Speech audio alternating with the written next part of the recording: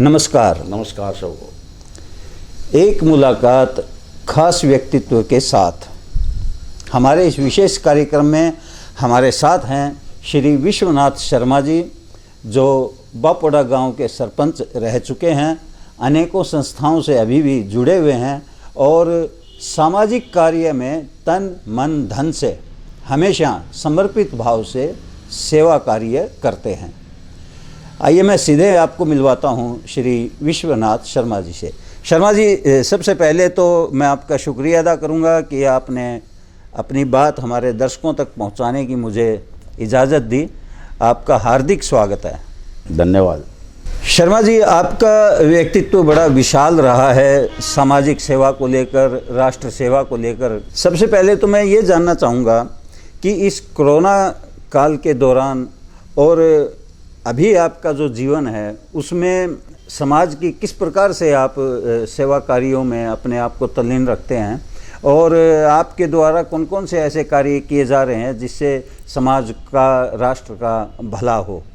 ऐसा है, कोरोना काल बहुत भारी विपत्ति थी प्राकृतिक, और उसके अंदर सब भाइयों ने बड़ा सहयोग किया। हमने भी बहुत सहयोग किया, लोगों को समझाया भी दूरी रखें, जो पालन करें, मास्क बढ़वाए, और भी जिस तरह की जो से भी मदद हुई हमने लोगों की पूरी कोशिश की है मदद करने जी। भाई जैसे देखें, लोगों को गांव में जाना, सबको समझाना भाई डिस्टेंस रखना ज़रूरी है, इसके बचने के लिए लोगों को मास्क लगाने की शिक्षा देना, मास्क बनवाना, ये सब तरह के कार्य हमने किए हैं लोगों के लिए। शर्मा जी, आपका वैसे तो अनेकों संस्थाओं से जुड़ाव है, लेकिन मैं बात करूंगा ब्राह्मण समाज की। ब्राह्मण समाज रोजाना उन्नति की बजाय अवनति की तरफ जा रहा है और सरकार का भी ये भी देखने में आ रहा है कि वो पक्षपात का रवैया अपना रही है कई मामलों में। तो ऐसे में मतलब आपकी तरफ से सरकार को क्या संदेश है कि भी किस प्रकार से समाज का भला किया जाए? क्या देखा है कि भी क्या क्या समस्याओं से समाज जूझ रहा है? ऐसा है, समाज में क्या है, समाज हमारा बहुत नीचे जा रहा है जी। जब समाज की तरक्की का पहला मेन कारण होता है बच्चों के एजुकेशन का जी। हम लोगों को यही है, हम मदद भी कर रहे हैं गरीब बच्चों के, ब्राह्मणों की। हमारी संस्था है, समस्त ब्राह्मण सभा है, और भी संस्थाएं हैं ब्राह्मणों की, उसके माध्यम से गरीब परिवार के बच्चों को पढ़ाते भी हैं जी। उनकी किताबों का उसका भी प्रबंध करते हैं। और हम समाज में कह रहे हैं कि अब एजुकेशन बगैर ब्राह्मणों की तरक्की नहीं हो सकती जी। क्योंकि आजकल हालात ऐसे हैं कि हर आदमी ब्राह्मण के प्रति दुष्प्रचार कर रहा है। उस दुष्प्रचार को दूर करने के लिए वो दुष्प्रचार कर रहा है, तो उस दुष्प्रचार का मुकाबला करने के लिए ये बच्चे अच्छे एजुकेटेड हों, पढ़ें, अच्छी जगह लग जाए, अच्छी सर्विस पे हों, अच्छे काम करें, तो हम इसी तरह से हम तरक्की कर सकते हैं। अच्छा, दूसरा क्या है कि अब हालात जैसे सरकार का लगा ले हो रहा है, आजकल सब कुछ वोट का हो गया। जिसके वोट इकट्ठे देखते हैं, वो चाहे जाति हो, चाहे कोई धर्म हो, चाहे सब लोग उसके राजनीति पॉलिटिकल लीडर हैं, सब उसके पीछे भागने लग जाते हैं। ब्राह्मण इकट्ठे हैं नहीं, अपने आप को ज़्यादा समझते हैं, ठीक है ना। तो वो इकट्ठे ना होने की वजह से ना तो कोई राजनीतिक पार्टी इनको पूछती, ना कोई समाज में कोई पूछता। तो मैं यही, हम सब तक इकट्ठे नहीं रहेंगे, बच्चों को आगे नहीं लाएंगे। हमारी क्रूतियाँ हैं बच्चों के अंदर, जिस न पढ़े किसी प्रकार की भी, चाहे लड़की हो चाहे लड़कियाँ हो, उनका अच्छे संस्कार दें, उनका अच्छी पढ़ाई कराएं, उनका ध्यान रखना बहुत जरूरी है। इस प्रकार का हम प्रचार भी करते हैं और इसकी हम मदद भी करते हैं। शर्मा जी, देखने में आ रहा है कि पिछले 7-8 महीने से किसान आंदोलन ने आम आदमी का जीवन दुर्भर कर रखा है। भिवानी के अंदर रोजगार का एक ही साधन था, क्योंकि सुबह यहाँ के युवा दिल्ली जाते थे, कुछ थोड़ा बहुत धंधा करके वापस भिवानी आते थे। वो ट्रेन बंद है।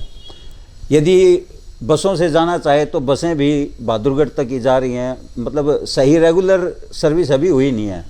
अनेकों जन ऐसे भी हैं जो अपनी पल्ले से गाड़ी करके जाते हैं, तो जो मार्जिन होता है वो गाड़ी खा जाती है। पेट्रोल के भाव भी दिन प्रतिदिन बढ़ते हुए जा रहे हैं। तो ये जो किसान आंदोलन है, इसका कैसा परिदृश्य है? आप इस पर क्या अपनी टिप्पणी करना चाहेंगे? क्या विचार हैं आपके? देखो, अपने हक की लड़ाई लड़ना सबका हक है, किसानों का भी आंदोलन का हक है, लेकिन जो किसान आंदोलन कर रहे हैं ना, इनका तरीका गलत है। आंदोलन ऐसा होना चाहिए भी जिसमें कोई डिस्टर्बेंस नहीं हो, रेल रोकने से क्या हासिल होगा बताओ, बसें रोकने से क्या हासिल होगा, ये धरना दे के बैठ के रोड ब्लॉक करने से क्या हासिल होगा। भाई प्रदर्शन करना इस हिसाब से करें लोगों की तकलीफ नहीं हो। हक की लड़ाई लड़ो, लड़नी भी चाहिए भाई, हमारा जो कमी है वो सरकार को देना भी चाहिए और सरकार दे भी रही है, कोशिश कर रही है। लेकिन जो प्रदर्शन करने जो जिनका वे है ना, वे जो गलत है। ये लोगों को हम अपने हक के लिए लड़ेंगे, दूसरों को तकलीफ देंगे तो क्या लड़ाई हुई है बताओ।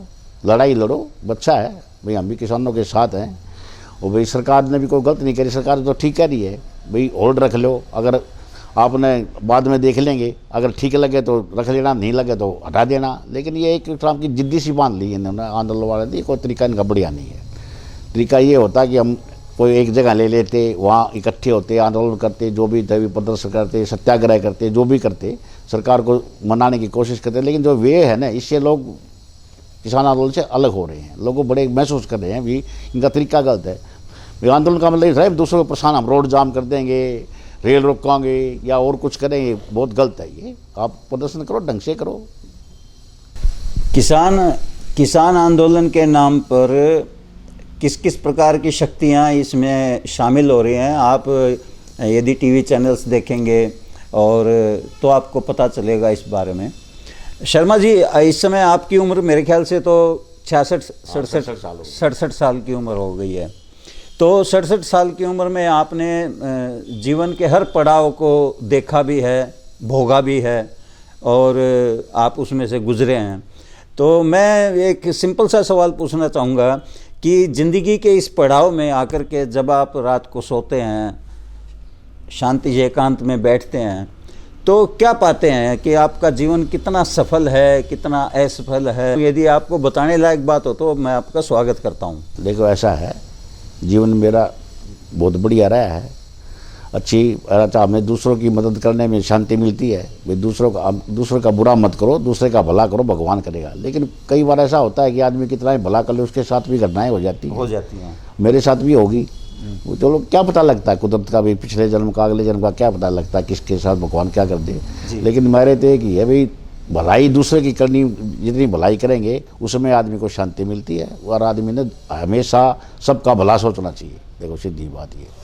वैसे तो विश्वनाथ जी के जीवन में अनेकों उतार चढ़ाव आए हैं, लेकिन इन्होंने जो मूल बात कही है कि दूसरों का भला करो, निस्वार्थ भाव से दूसरों का भला करो, और यही एक सुखद जीवन का मूल मंत्र है। शर्मा जी, मैं आपका शुक्रिया अदा करता हूं कि आपने अपने विचारों से हमारे दर्शकों को अवगत करवाया। एक और हस्ती के साथ मैं आपके सामने शीघ्र ही पेश हूँगा। तब तक मुझे अमन कौशिक को दीजिए इजाज़त। जय हिंद। धन्यवाद।